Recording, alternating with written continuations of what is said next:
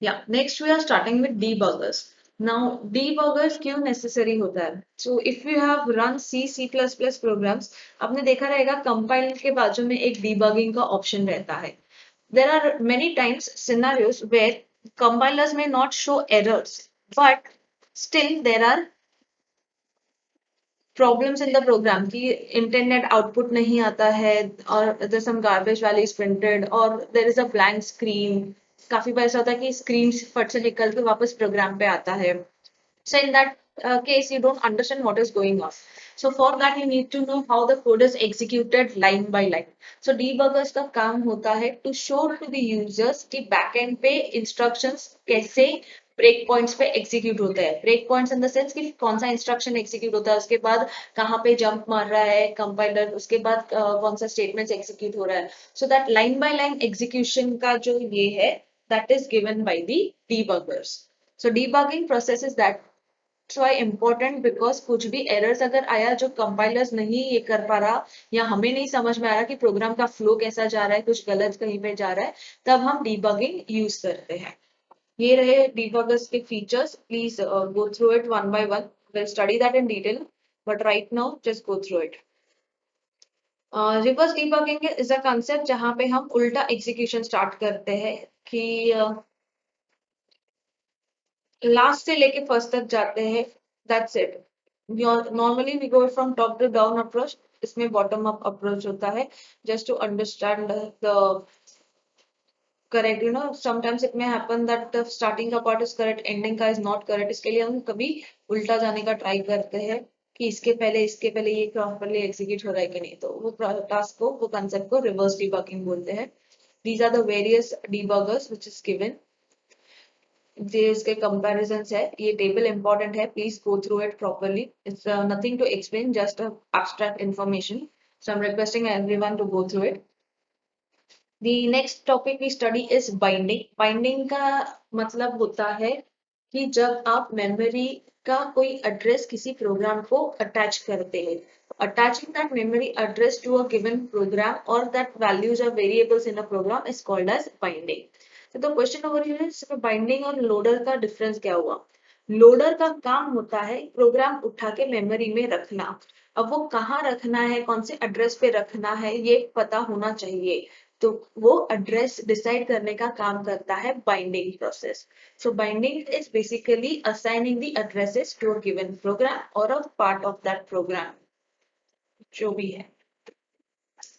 Certain task on which binding depends is language definition कि कौन सा लैंग्वेज है, कितना टाइम लगता है. लैंग्वेज इम्प्लीमेंटेशन यानी कितना डिफिकल्ट है, इजी लैंग्वेज है, मशीन कोड में है नहीं है. कंपाइलेशन टाइम यानी कंपाइल करने में कितना टाइम लग रहा है, कितना जितना जल्दी कंपाइल होगा उतना जल्दी वो एड्रेस अलोकेट कर पाएगा. Next is execution time.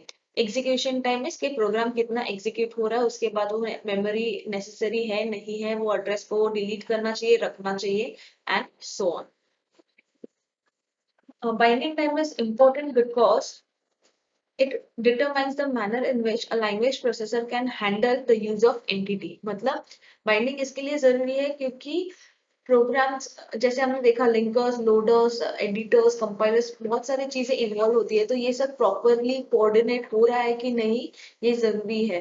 क्योंकि टास्क इन बिटवीन जंप होता है, इंस्ट्रक्शंस इन बिटवीन जंप होता है, तो कोई भी इंस्ट्रक्शन कभी भी मिस नहीं होना चाहिए. इसके लिए हर एक चीज का बाइंडिंग यानी हर एक चीज के लिए एड्रेसेस प्रॉपरली अटैच होने चाहिए.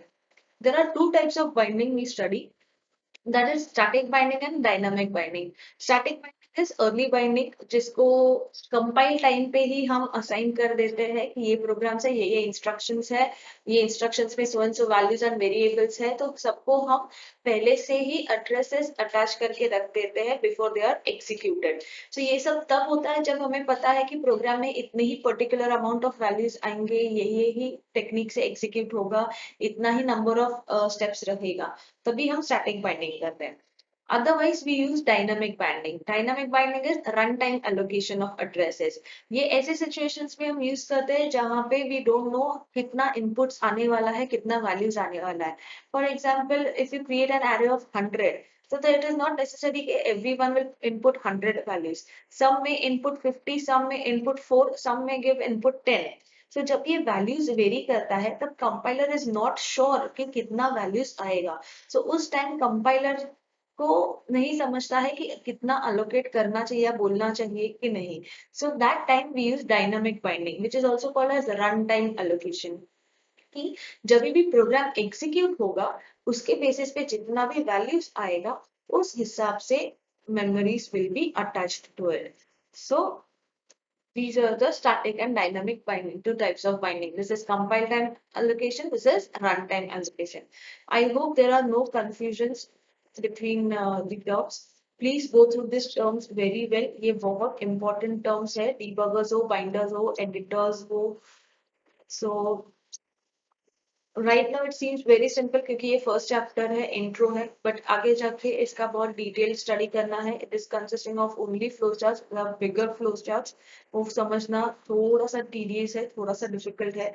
उसके लिए आपको ये टर्म्स के मतलब मालूम होने चाहिए इन नॉर्मल लैंग्वेज। ऐसे it should be like by heart कि what does compiler do, what does assembler do, only then you can move ahead. So please go through this chapter again. And in case of doubts and confusions, let me know. Thank you.